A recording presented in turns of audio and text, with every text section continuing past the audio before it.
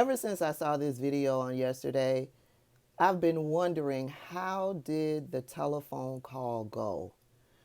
You know, after the verdict was read and it sunk in to Donald Trump and his campaign team that he had been found guilty on all 34 counts,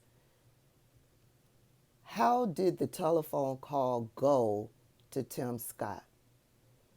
I imagine it went something like, listen, you N-word, if you want that VP slot, you better get out there and shuck and jive. And I want to see passion when you shuck and jive.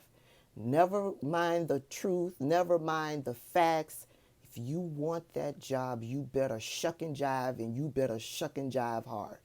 That's how I imagine the telephone call went, because this is what Tim Scott did. This is the video he put out after the verdict was read. I can't believe the hoax, this sham, this absolute injustice justice system.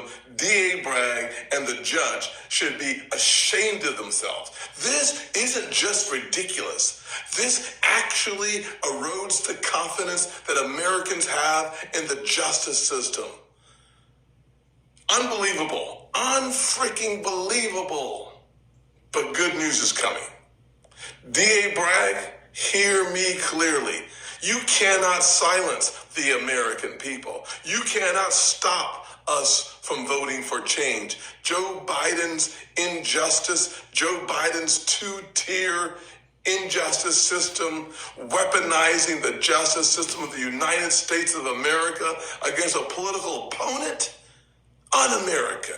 Joe Biden, you're fired. We the people stand with Donald Trump. First of all, somebody let Tim Scott know that when the MAGA crowd talks about we the people, Americans, that doesn't include him. Remember, Mitch McConnell told us that they don't view us as Americans. Remember that slip up he had during a press conference when he said black people have rights just like every other American. He specifically separated black people from Americans. So, Tim, yeah, I don't care how hard you shuck and jive, you're not American. They are the Americans. I mean, according to the Constitution, it's still in the Constitution. You as a black man, you're not even viewed as a whole human. You're 3/5 of a human being. Is it 3/5 or 3/4? Y'all correct me if I'm wrong down below. But Tim Scott is right about one thing. Come November, the American people, even though they don't view us as Americans, the American people will decide on who will be the leader of this country. Will it be Donald Trump or will it be Joe Biden? The reality of the situation is we are a two-party system.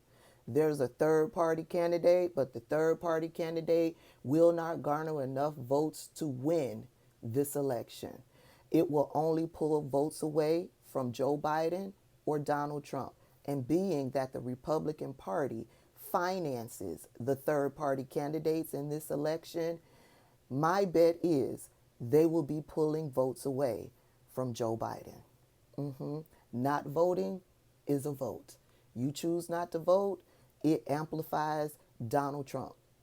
That's the reality of the situation. So, the reality is you got Joe Biden and you've got Donald Trump. You've got a person standing for democracy, and you've got a person that is representing the removal of democracy.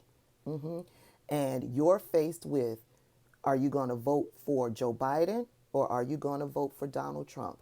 Or are you going to vote for Robert F. Kennedy or any of those third-party candidates, or are you not going to vote? Not voting and voting third party fuels Donald Trump. And that's the reality. I don't care how you try to spin it in your head. That's the reality of the situation. Welcome to adulthood. Sometimes we have to do what we do not want to do because we recognize how harmful the consequences could be. Elections have consequences. I pray all of you choose wisely.